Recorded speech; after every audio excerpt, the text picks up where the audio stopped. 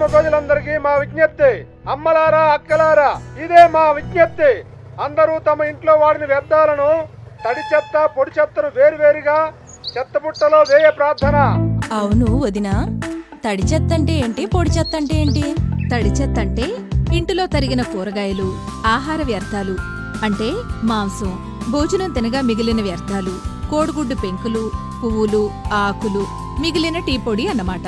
పొడి చెత్త అంటే ప్లాస్టిక్ వ్యర్థాలు, గాజు పెంకులు, అట్టలు, పేపర్లు, థర్మాకోల్స్, పాడైన ఎలక్ట్రానిక్ వస్తువులు, ఇనుప సామాను. తడి చెత్త పొడి చెత్త వేరు చేయడం ఎందుకు?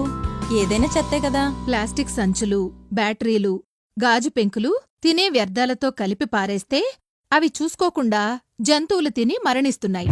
అందుకే మనం పొడి చెత్తని, తడి చెత్తని విడిగా ఇవ్వడం వల్ల పొడి చెత్తని రీసైకిల్ చేసి మనకు ఉపయోగపడే వస్తువుల్ని తయారు చేస్తారు. అలాగే తడి చెత్తను ఉపయోగించి వెర్మీ కంపోస్ట్ యూనిట్ ని ఏర్పాటు చేసుకుని సేంద్రియ ఎరువు తయారు చేసుకుని అమ్ముకుని కూడా లబ్ధి పొందవచ్చు.